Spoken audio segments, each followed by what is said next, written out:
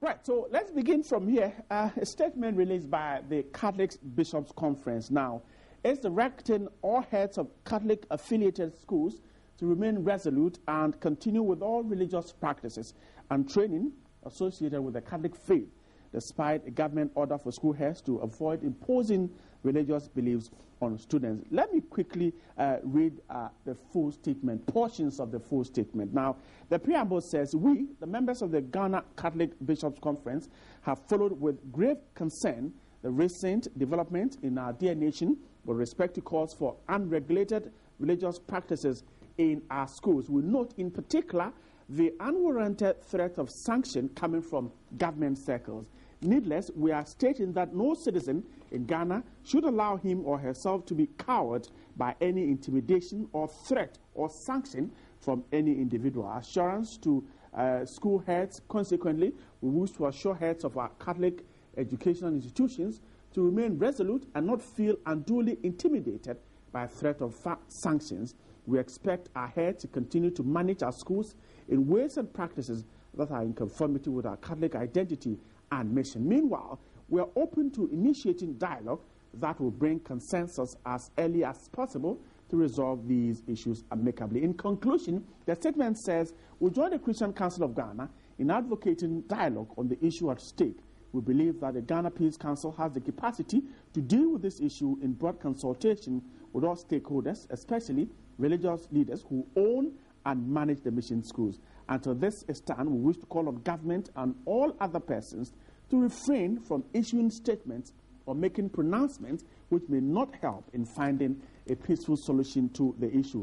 Dialogue, according to the statement, is the key for, in reasoning with others through dialogue, we obtain justice and peace.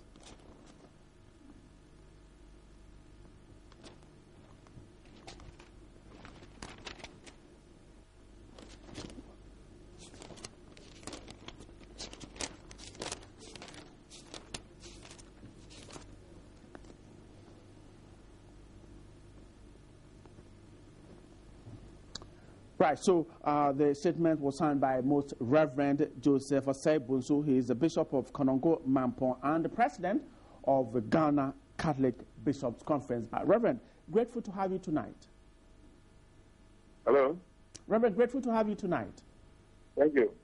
So let's begin from here. The statement released by the Catholic Bishops' Conference, the very first paragraph says that the conference is directing all heads of Catholic-affiliated schools to remain resolute and continue with all religious practices and training associated with the Catholic faith, despite a government order for school heads to avoid imposing religious beliefs on students.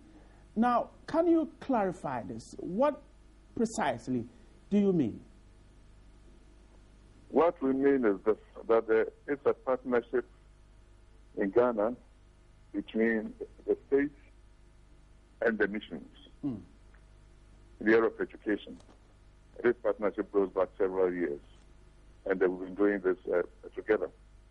And the GES is the agency, if you like, that comes out with rules for the schools and so on to follow. And last Friday, GES issued a statement that all students, in our schools should take part in morning devotion. That has been the rule. So in other words, the spiritual school remains.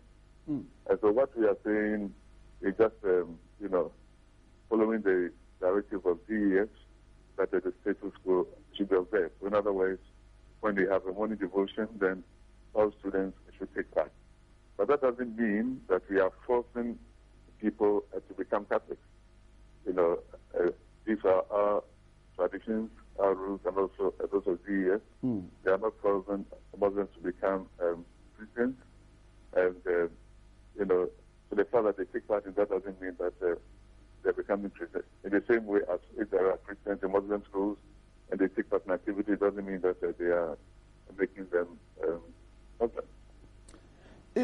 Most Reverend Osei-Bonsu, what do you make of the concerns by some quarters that there seem to be some imposition of religious practices on students by certain missions. Yeah. Churches establish schools with a certain purpose in mind. The Catholic Church has its own traditions, and we establish schools with a certain purpose in mind. The same for the Presbyterians, the same for Anglicans, the same for Muslims. And so if you go to a Christian school, you know that this is a Christian school, and there are certain traditions in that school. And in fact, before you go, the rules are read to you, and you agree to abide by them. Right. And so, you know, in any case, nobody is going to tell you that you should become a Christian before you go to the school, or you change your religion when you go to the school. These are traditions, the same way as if you are a Christian woman and want to go and teach in an Islamic school. Right. You have to wear a veil. That is that tradition. Or if you are a Christian woman, want to go to teach in an SDA school, they'll tell you, don't wear earrings. That's their tradition. And so these are the things that are there. And if you want to go there, then you have to abide by them. If you don't want it, then go somewhere else. So you don't agree with, for instance, the directive from GS and also from the president that the issue of imposing religious beliefs on students should stop? Say it again, I didn't get it. I'm asking that, do you then accept the fact that the GS is insisting that missions should not impose beliefs, religious beliefs on students? No, nobody's imposing beliefs on students. What the GES is saying is that when you have public assembly, morning devotion, all should take part. It doesn't mean that we are proselytizing. It doesn't mean that we are trying to convert them to Christianity. So GES is saying that the practice should continue. What the president was saying is different.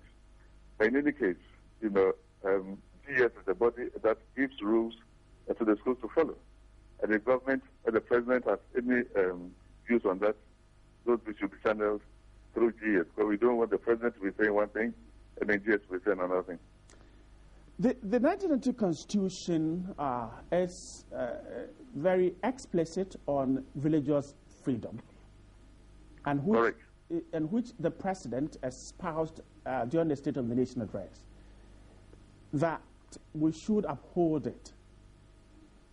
Is there anything that the Bishops' Conference, the Catholic Bishops' Conference, is not happy about? Is it that we are unhappy about?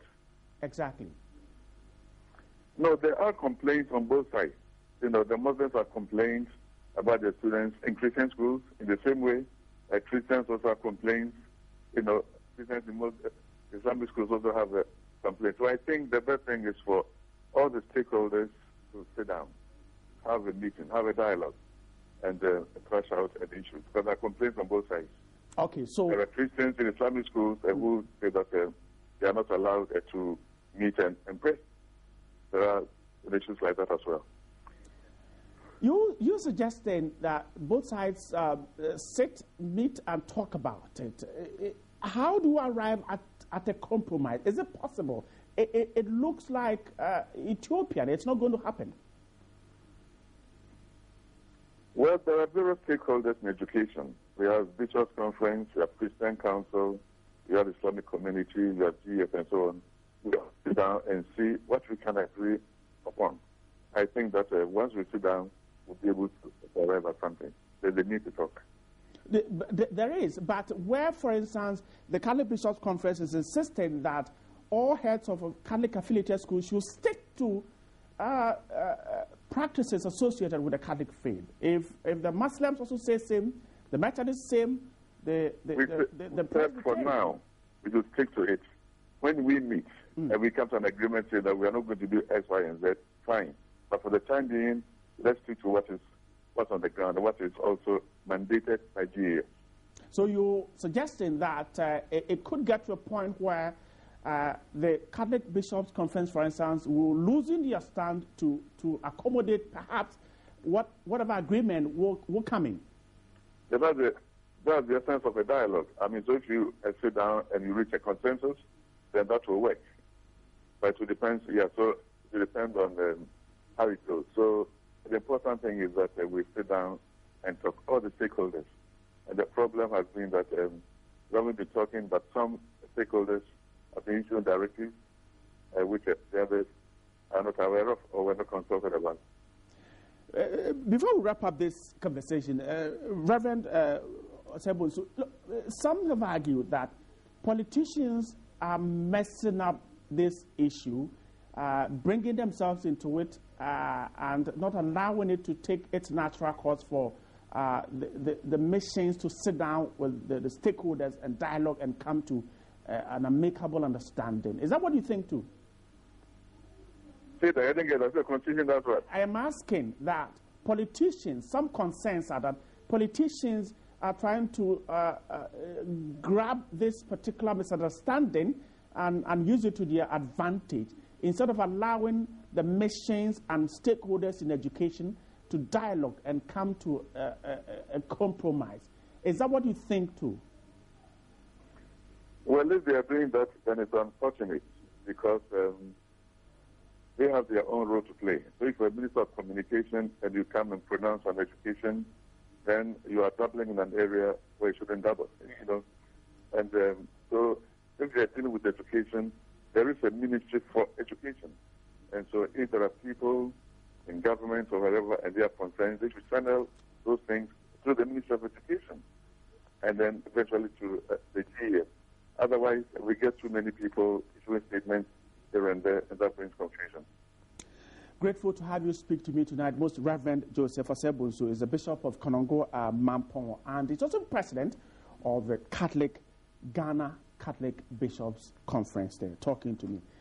That's a development issue. We'll get you more as and when they unfold. But let's just stay on the big one, because another big issue here to talk about, the District Assembly elections, which were declared unconstitutional by the court. And don't forget that by 14th of March, the tenure of those assemblymen and women now in office will come to an end. That will create a vacuum, because we certainly will not be able to elect some new more members. But the Ministry of Local Government says it is considering having metropolitan, municipal, and district chief executives to take over the functions of their various assembly members after their tenure of office ends on March 14.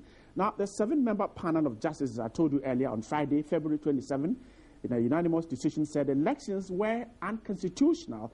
Now, Deputy Minister Emmanuel Jekum said the ministry has plans of meeting with lawyers to advise the ministry on the way forward regarding the botched district-level elections, which are supposed to have come off March 3.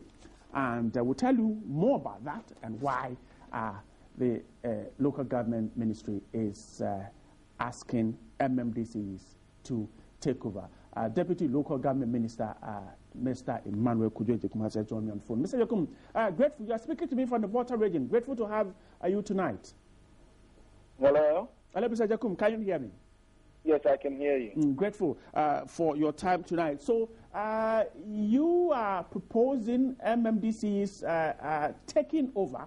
Some have argued that all we need to do is to get the president to use the powers granted him by the Constitution to extend the tenure of the sitting assembly men and women. Are you considering that proposal too?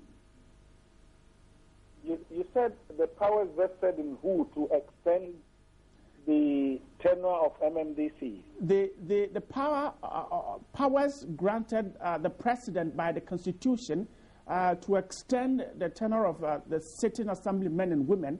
I'm asking if perhaps that proposal is also on your table. Right now, what I know is by 14th of March, the tenure of the honorable members in the various assemblies is going to go to an end. And right.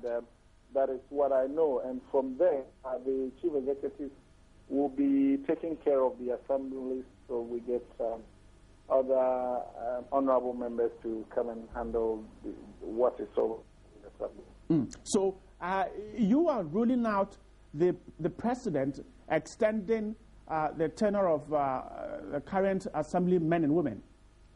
I don't know what the president is going to do, but from what I know from the ministry, I don't think we are going to do any extension for anybody at the moment.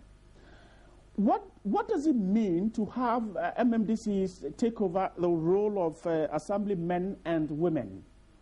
Basically, what they will be doing is to be doing probably some routine things. They will not be able to take major policy decisions at the assemblies because we need the assemblies to be able to make some approval and make approvals for them to operate. Right. So for that short period of time, I think probably our MMDCs will be doing some key routine things that are at the assembly, but not taking major policy. And so, if no major policy decision is made within the period, do you envisage any difficulty as far as running the local assemblies are concerned? I don't think so. I don't think we'll have any major difficulties as far as the assembly system is concerned. What I know is probably for that short time, they may not be able to take some critical decisions that the assembly might have taken. But this is going to be a short period because I know very soon what is going through Parliament and what is going to come out. We'll be able to go back to the drawing table and make sure the processes are through for us to honorable members. So some local government experts have argued that what is happening now is a complete halt of governance at the grassroots. You agree? They say what? They are arguing that what is happening now is a total halt of governance at the grassroots level. Is a total fault, you mean? Let me say STOP, a total stop to the governance at the grassroots level. I mean, anybody may make argument it is, but the situation at the moment is what is there, and we have to look at the way forward. Whatever it is, I'm not looking at blame games. I'm not looking at whose fault it is and whatever it is.